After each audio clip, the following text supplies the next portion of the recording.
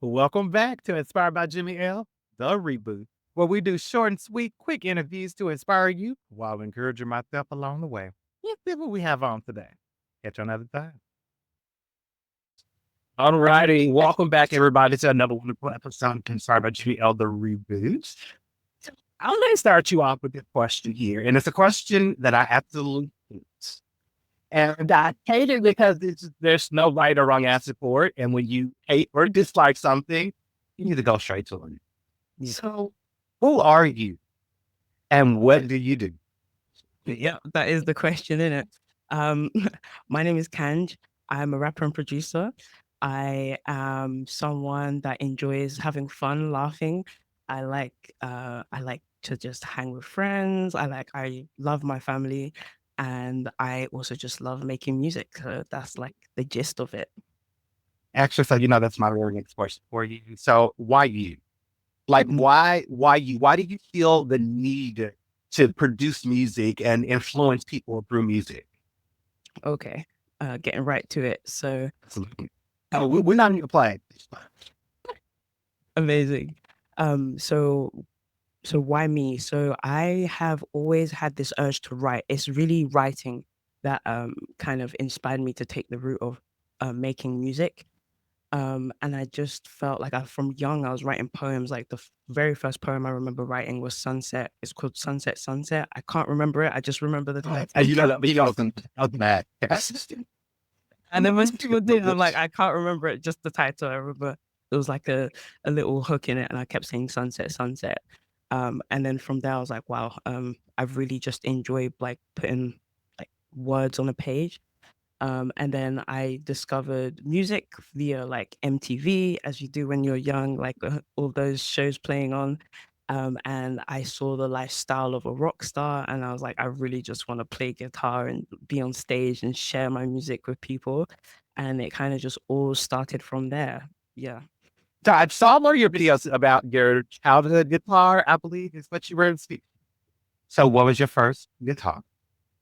So my first guitar was a small, like, well, it was an acoustic guitar given to me by a friend's big brother down the street.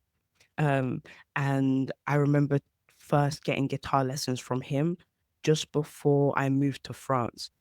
So it really started off like as simple guitar lessons, like very much curiosity for music, because when I was at school, I was introduced to the violin, and so it just kind of went from there. And did it have a name? No, it did not have. No. I've tried to name my guitars and my instruments, but I forget their names. It just doesn't stick. So it's just guitar one and guitar two. So okay, I'm actually glad you brought that up. So, because a lot of lines of authenticity, again, you say that I don't hear something like that too often. And so, but anyway, back to authenticity. I love that you bring that up because it seems to be genuine. It seems, even me, I can't remember half of the names of my family's children. So I can only imagine trying to name a guitar. But again, back to the lines of authenticity.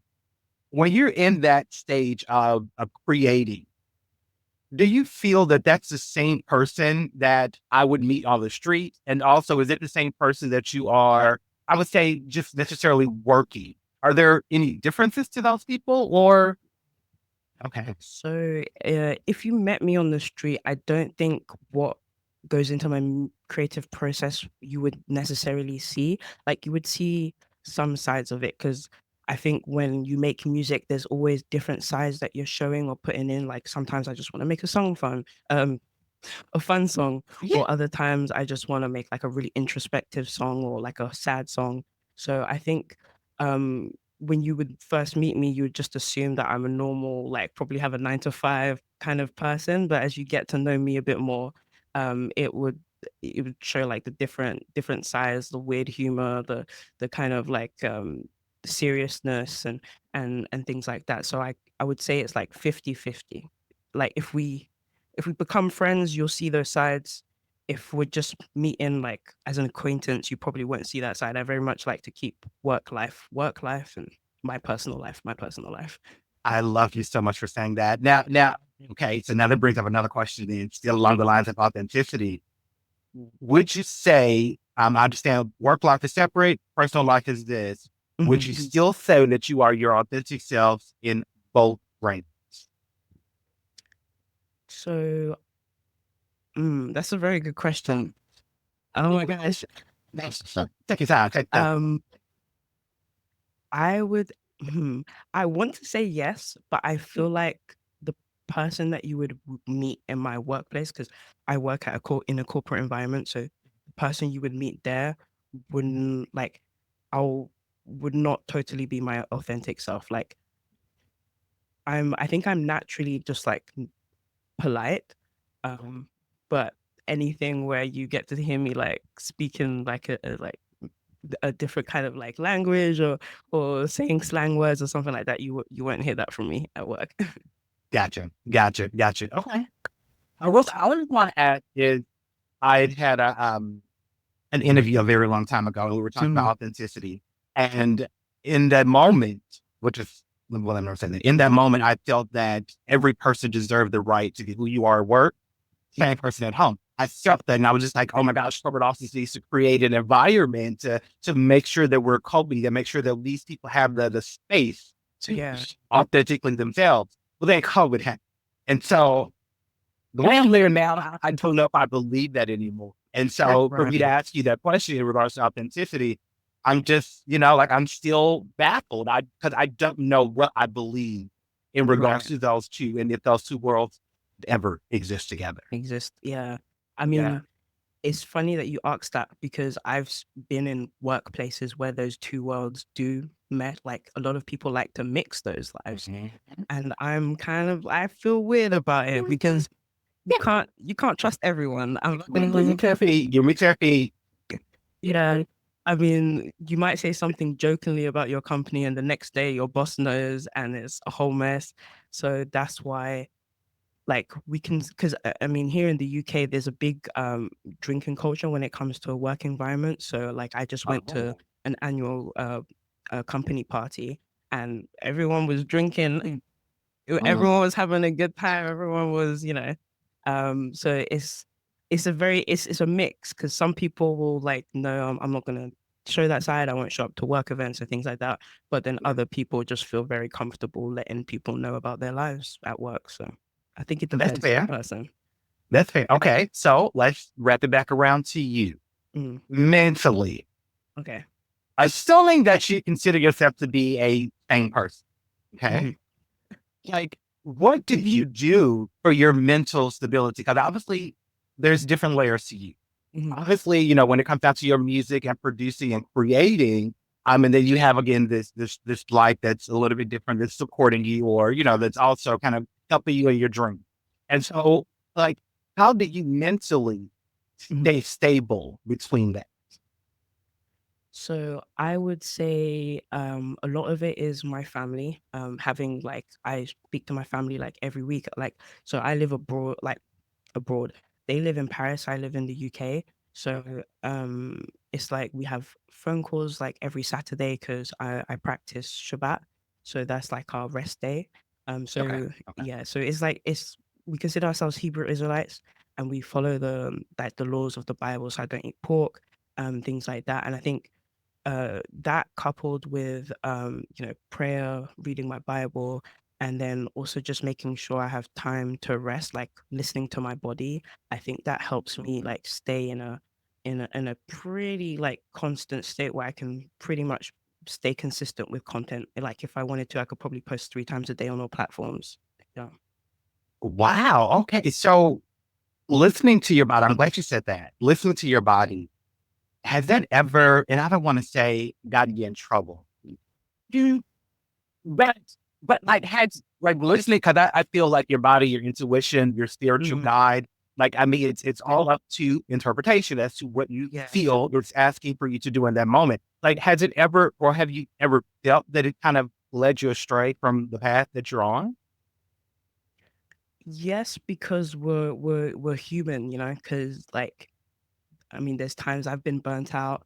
There's times where I felt like not doing anything.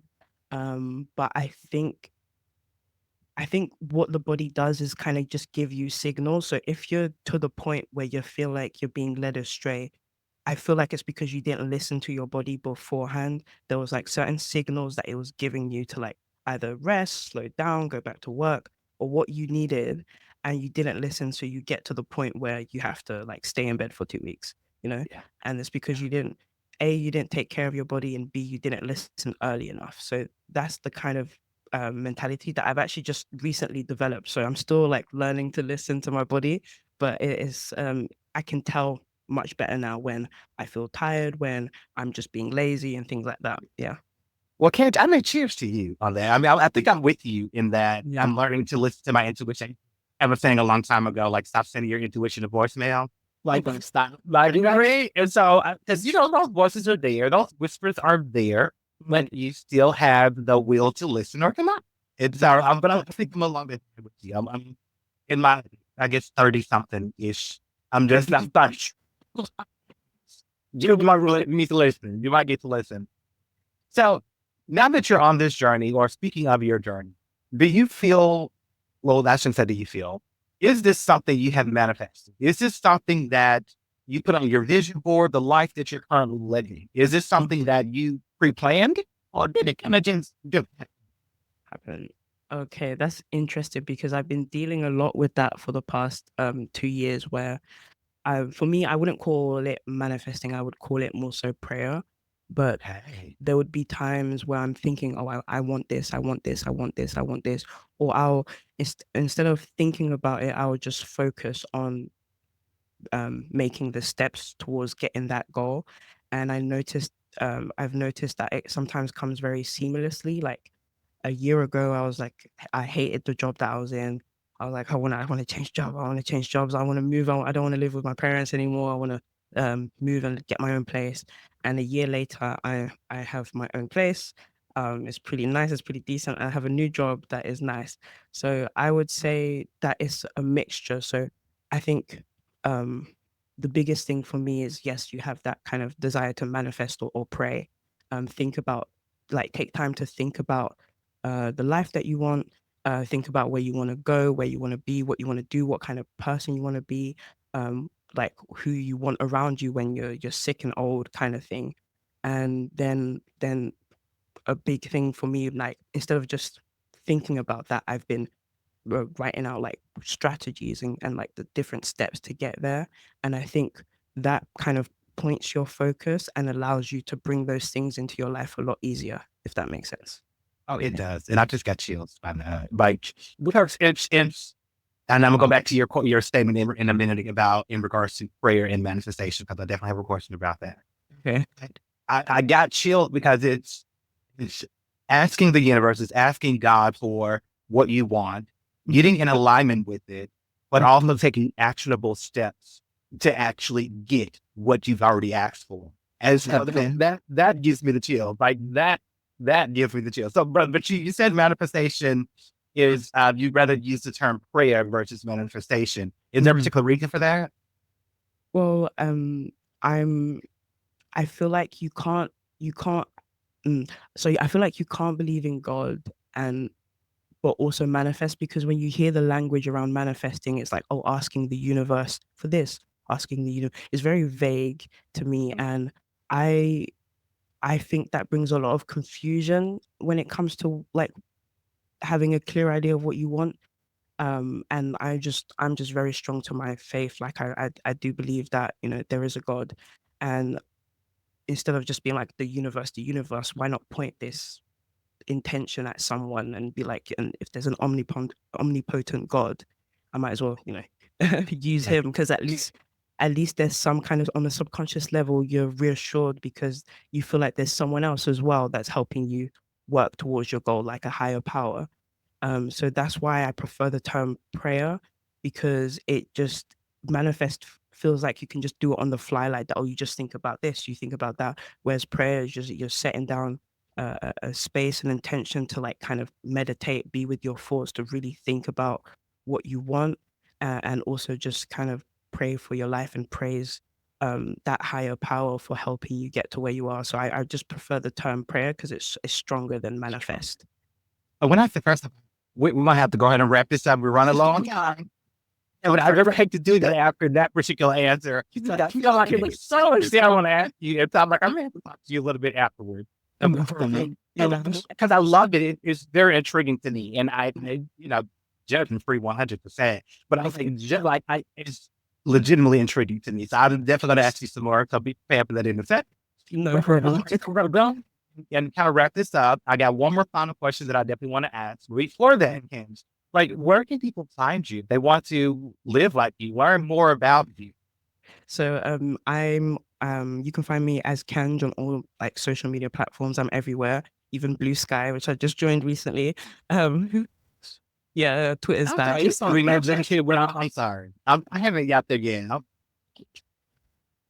Heard about it randomly. I thought I'd give it a go.